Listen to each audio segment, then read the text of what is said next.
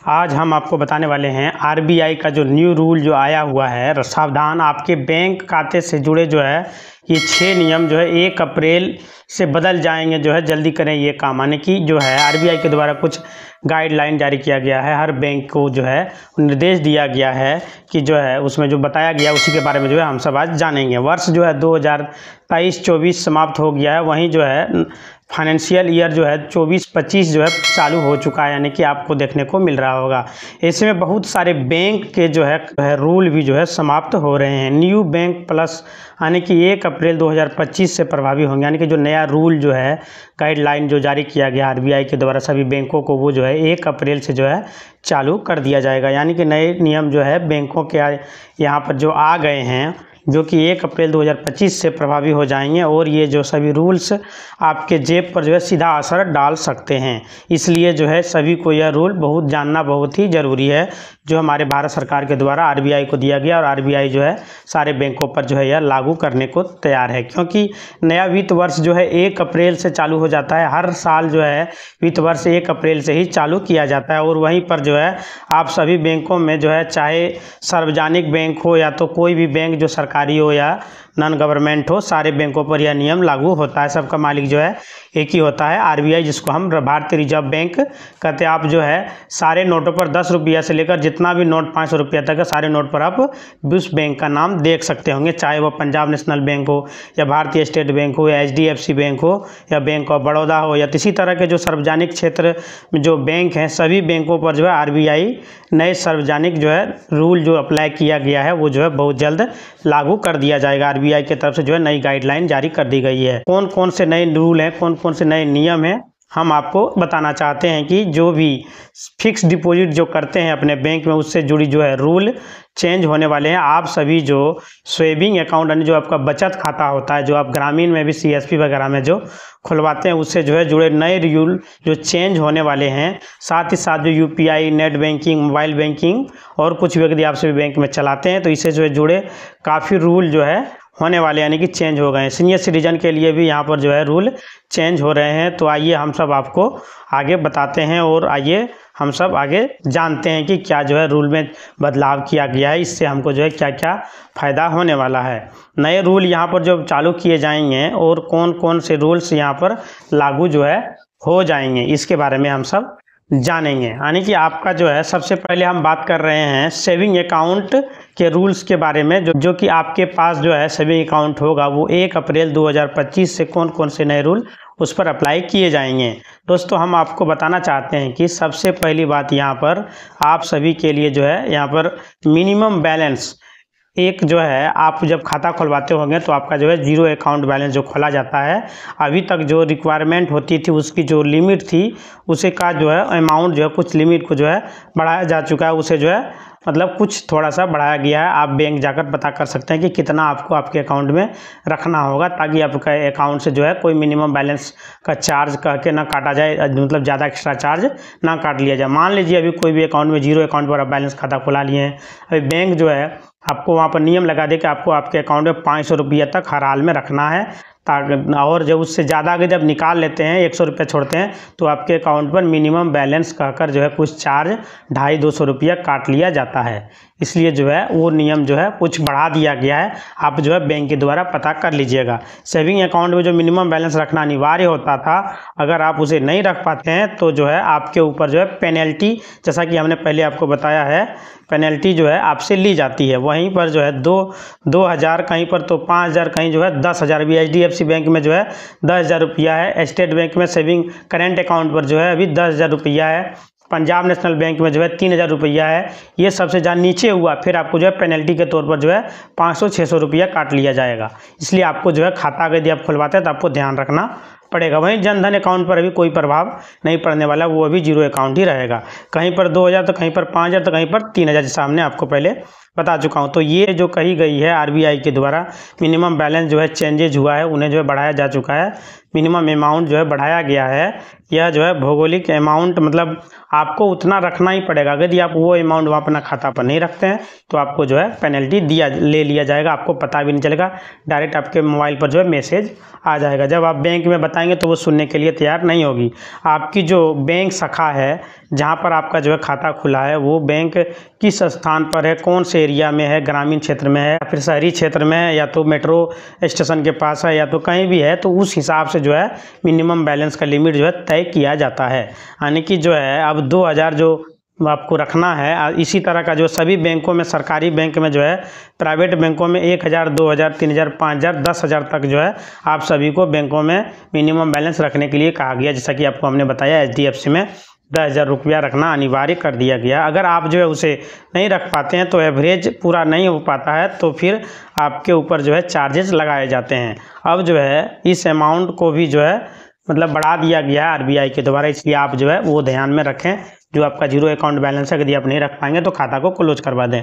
हो सकता है अभी तक जो मिनिमम बैलेंस जो है 1000 रुपया था उसे बढ़ाकर जो है 2000 रुपया कर दिया गया है। यानी कि 10,000 रुपया मेट्रो सिटी में था, वहाँ पर जो है 20,000 रुपया कर दिया जाए, 25,000 रुपया कर दिया जाए। इसलिए आपको जो है सेविंग अकाउंट में इतना बैलेंस रखना अनिवार्य होगा। साथ ही साथ जो है अभी तक आपके ऊपर 100 रुपया का चार्जेस लग रहे थे, तो इसे बढ़ाकर जो है 150 रुपया, 200 रुपया जो है किया जा सकता है।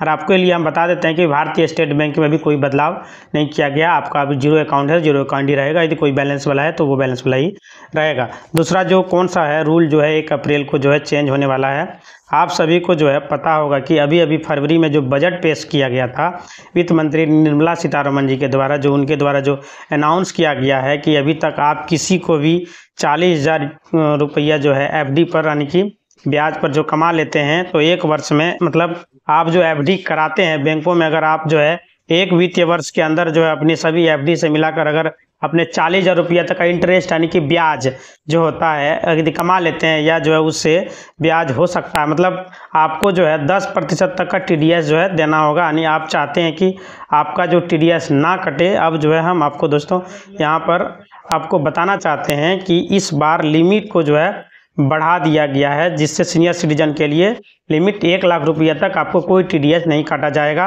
वहीं पर जो है नॉर्मल जो सिटीजन है जो कि 60 साल से इधर है, उनके लिए जो है कुछ चार्ज को TDS में बढ़ाया गया है। यानी कि वो जो TDS 50,000 तक का 40,000 तक इंटरेस्ट में आपको जो लगता था उसे जो है कुछ अमाउंट को बढ़ाया गया है, इनके आपको वहाँ तक TDS नहीं लगेंगे। एजन के लिए जो छूट दी गई है वो लिमिट जो है 40,000 रुपया थी, उसे जो है बढ़ाकर 50,000 रुपया तक आपको कोई TDS नहीं देना पड़ेगा।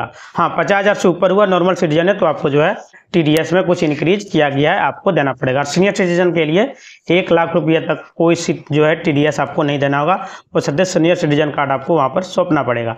यानी कि अभी जो 40,000 रुपया तक कोई TDS नहीं देना पड़ता था, आपको 50,000 रुपया तक कोई TDS नहीं देनी पड़ेगी। अगर आप जो है 50,000 तक का जो है इंटरेस्ट कमाते हैं, मतलब कोई होता है ना जो 50 लाख रुपया जमा कर दिया, उसमें जो कुछ ब्याज आ रहा है 1 करोड़ रुपया कोई फिक्स कर दिया, तो वही जो हम इंटरेस्ट का बात कर रहे हैं, जो आपको ब्याज मिलता है उस पर जो TDS लगता है, इसी पर हम आपको बता रहे हैं। जैसे कि FD RD, तो उसे आपको जो है फॉर्म 15G 15S देने की आवश्यकता नहीं है, आपका TDS डिडक्ट नहीं होगा। अब जो है उससे ज़्यादा अगर आप कमाते हैं तो आप जो है 15G फॉर्म 15S दे सकते हैं, ताकि आपका जो है TDS 10% जो है ना काटा जाए। तो जो है ये दूसरा रूल्स है कि 1 अप्रैल 2025 से प्रभावी हो जाएंगे, लागू हो जाएंगे, और आपका TDS इतने अमाउंट तक नहीं कटेगा। अब जो है बात कर लेते हैं हम दोस्तों तीसरा रूल्स जो है, कौन सा रूल चेंज किया जा रहा है। दोस्तों हम आपको बताना चाहते हैं कि तीसरा रूल्स जो है ये है, यहाँ पर अभी तक आपको जो GST से जुड़ा हुआ रूल्स है कि आप GST यानी कि ATM से जो ट्रांजैक्शन करते हैं, ATM में जो पैसा जो है विड्रॉल करते हैं, यानी कि उससे जो निकासी करते हैं, उसमें दोस्तों यहाँ पर शुल्क बढ़ाया जाएगा। यानी और इसके साथ ही साथ जो है फ्री ट्रांजैक्शन की संख्या जो है उसे भी जो है कम किया जाएगा। हाँ दोस्तों, मैं मान लीजिए अभी आप जो है आपको किसी अदर ATM में पैसा निकालने के लिए 3 से 5 ट्रांजैक्शन फ्री दिए जाते हैं, उसके बाद जो है उसकी अभी ये 5 मिल रहा है, बाद में इसकी संख्या को घटा दिया जाएगा, यानी कि आपको पर ट्रांजैक्शन 20 रुपया चार्ज किया जाएगा। हर बैंक का अलग अलग जो है अमाउंट हो सकता है, ऐसा बोला जा रहा है, ऐसा बताया जा रहा है कि अब जो है उसकी संख्या भी घटाई जाएगी। यह जो है एक बहुत गलत नियत है, या जो RBI को जो है इसमें इंक्रीज करना चाहिए वो जो है घटा रहे हैं। लेकिन एक खुशखबरी इसमें देने आपको जा रहे हैं कि भारतीय स्टेट बैंक में यदि आपका अकाउंट है तो उसमें आप अगर यदि पैसा जमा करते हैं, कोई मान लीजिए मान ब्रांच में पैसा ATM से जमा भी होता है और निकासी भी होता है। तो आप अगर पैसा जमा करते हैं तो वो आपका काउंट नहीं होगा। आप जितना बार चाहे पैसा जमा कर सकते हैं, वो आपका गिनती नहीं होगा, यानी कि ट्रांजैक्शन में वो गिनती नहीं होगा। जो है ये मेरा प्रैक्टिकल किया हुआ है, आप सभी कर सकते हैं। मतलब जमा करिएगा तो वो लिमिट आपको गिनती नहीं किया जाएगा। बस अपना होम ब्रांच के अमाउंट में ATM में, अगर कहीं अदर में करिएगा तो वहाँ पर आपका गिनती हो जाएगा। और यहाँ पर जो शुल्क है, अभी तक मान लीजिए अभी तक अगर आपसे जो है 10 रुपया लिए जाते थे, तो अब जो है 20 रुपया 25 रुपया जो है लिए जाएंगे, यानी कि इसकी संख्या भी घटाया जाएगा। और दोस्तों सारे जो है बदलाव 1 अप्रैल 2025 से आपके ATM से जुड़े नियम जो है अब आपको लेन देन करेंगे तो आपको कई सारे जो है चेंजेस देखने को मिलेगा, वो देने आपको पड़ेंगे। लिमिट जो लगाया गया है आपको, मतलब कुल मिलाकर यहाँ पर जो है ये कहा गया है कि जो लिमिट है वो जो है घटाई जा सकती है। और इनकी जैसे जो है ट्रांजैक्शन की संख्या जो है आपको फ्री में दिए जाते हैं, वे 5 ट्रांजैक्शन फ्री में आपको दिए जाते थे। अब जो है RBI जो है क्या किया कि लिमिट भी घटा दिया, मतलब संख्या भी घटा दिया गया है, अमाउंट को भी बढ़ा दिया गया है।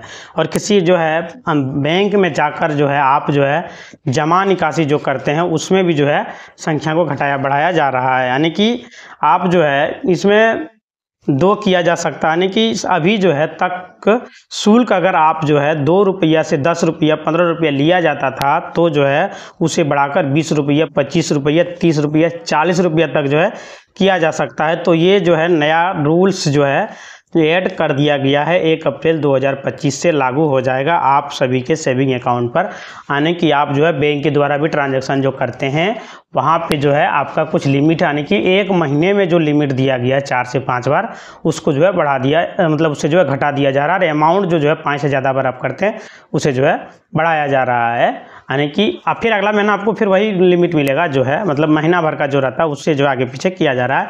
अब दोस्तों जो है हम बात करते हैं चौथे पॉइंट पर, जो है चौथा पॉइंट जो RBI के द्वारा जो लागू किया गया है, ब्याज दरों में बदलाव किया जाएगा। ऐसे बताया जा रहा है जो है सेविंग अकाउंट जो है, यानी कि जो बचत खाता है उसमें जो है अमाउंट शेष रह जाएगा, यानी कि बकाया राशि जो है होगी उसके आधार पर जो है अलग अलग प्रतिशत ब्याज लगाया जाएगा। साथ ही साथ जो है यहाँ पर बताया गया है कि लॉन्ग टर्म जो है इन्वेस्टमेंट के लिए यहाँ पर जो है इसे और आकर्षक जो है बनाया जाएगा, यानी कि ये जो FD वगैरह जो होती है, जो लॉन्ग टर्म के लिए जो है FD करेंगे, जैसे कि मान लीजिए किसी ने 10 वर्ष के लिए FD किया है, उसकी ब्याज दरों पर जो है अच्छा जो है खासा ब्याज दिया जाएगा, उसकी ओर से जो है आकर्षित किया जा रहा है। यानी कि लॉन्ग टर्म मतलब आपने 10 साल 20 साल के लिए जो FD करते हैं उसके लिए जो है कुछ ज़्यादा ब्याज देने का जो है तैयारी किया जा रहा है, इन्हें जो अच्छा खासा जो है ब्याज दिया जाएगा। तो इस तरह का भी जो है परिवर्तन किया गया है, मतलब आपको 1 अप्रैल के बाद सब कुछ आपको देखने को मिलेगा। अब हम बात कर लेते हैं 5वें पॉइंट पर,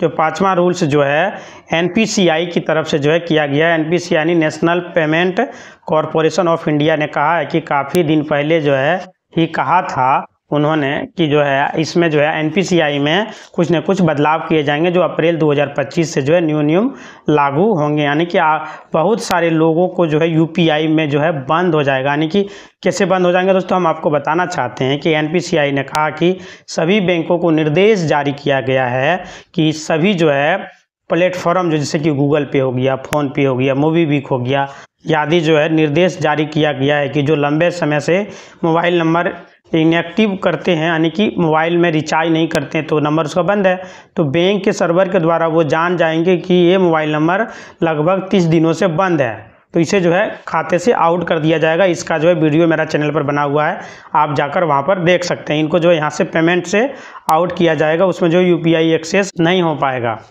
तो यहाँ पे जो है देखा जाएगा, क्योंकि इसको लेकर जो है NPCI बहुत ज़्यादा जो है सख्त हो चुकी है। यानी कि NPCI का मानना है कि लोग इस तरह के जो है फ्रॉड कर सकते हैं, क्योंकि जो टेलीकॉम कंपनियां हैं वो 90 दिन तक जब किसी भी सिम में कोई भी रिचार्ज नहीं होता है तो जो है दूसरे व्यक्ति उस सिम को इशू करने की, वो टेलीकॉम कंपनी दूसरे को वो सिम कार्ड इशू कर देते हैं, और ऐसे में जो दूसरा व्यक्ति जो है उस अकाउंट को जो है एक्सेस कर सकता है और UPI का इस्तेमाल कर उससे जो है फ्रॉड कर सकता है। यानी कि NPCI ने बैंकों से कहा है कि फ़िल्टर लगाइए और अपने बैंक में जो है देखिए कि कौन कौन से जो है मोबाइल नंबर है जो बैंक से जुड़े हुए हैं और लंबे समय से जो है इनएक्टिव पड़े हुए हैं, एक्टिव नहीं रह रहे हैं। यानी कि मोबाइल नंबर अगर वो लोग 31 मार्च 2025 तक अपने मोबाइल नंबर में रिचार्ज करवा लेते हैं, उसे जो है एक्टिव करा लेते हैं, तो उनको जो है मोबाइल नंबर वो अकाउंट में जो है जुड़ा रहेगा। यानी कि अगर आप रिचार्ज करा लेते तो आपका जो है बैंक खाता में वो नंबर जुड़ा हुआ रहेगा, हटेगा नहीं। यानी कि आपको जो है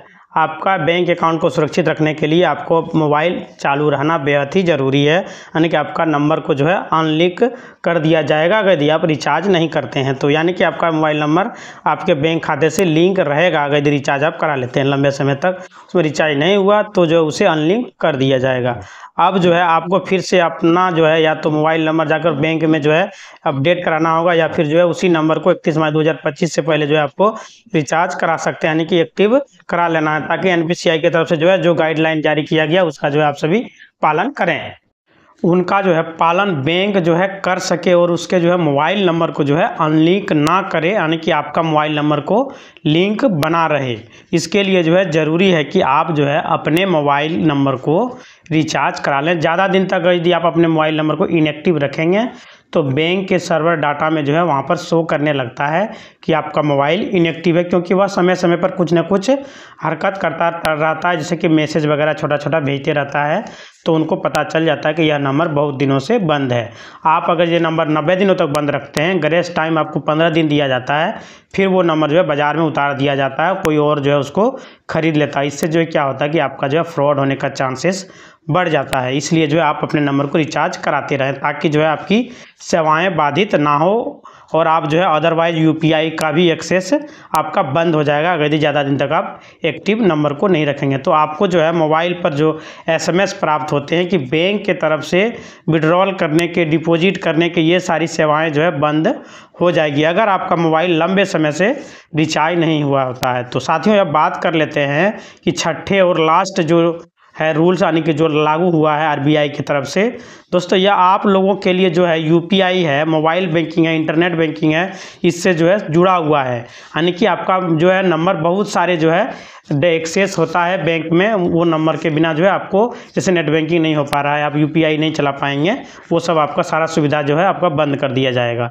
सिक्योर बनाने के लिए और भी जो है पारदर्शी बनाने के लिए यह कदम उठाए जाएंगे कि 1 अप्रैल 2025 के बाद जो है यूपीआई नेट बैंकिंग आपका सारा उपलब्ध रहेगा, आपका नंबर अगर यदि एक्टिव रहे। नए फीचर्स यहाँ पर जो है जोड़े जाएंगे ताकि इससे भी जो है सुरक्षित बनाया जा सके, पारदर्शी बनाया जा सके और जो है सरल बनाया जा सके। इसलिए यह जो है यहाँ पर डिजिटल बैंकिंग को बढ़ावा देने के लिए यह कदम उठाए गए हैं। साथ ही साथ जो है अप्रैल 2025 से जो है ये नियम प्रभावी हो जाएंगे, आपके सवालों के जवाब देगा, यानी कि किसी भी तरह की समस्या आप लोग को नहीं हो पाएगी। यूपीआई नेट बैंकिंग आदि माध्यम से जो है वहाँ पर चैट जो है आप लोग को मदद करेगी, यानी कि आप जो बैंक का जो है वेबसाइट है वहाँ पर क्या करेगा कि जो है एआई को लगा दिया जाएगा, एआई आप लोग का जवाब देंगे सरल और सही तरीका से, ताकि आपको कोई परेशानी ना हो। जी हाँ दोस्तों, आज हम सब ने देखा कि आरबीआई के द्वारा जो है कुछ गाइडलाइन जारी किया गया है, 6 नियम जारी किया गया था, उस 6 नियम को जो है बारे में हम सब जान। इसी तरह का वीडियो देखने के लिए आप हमारे चैनल को सब्सक्राइब करें, लाइक करें और कमेंट करें। धन्यवाद दोस्तों।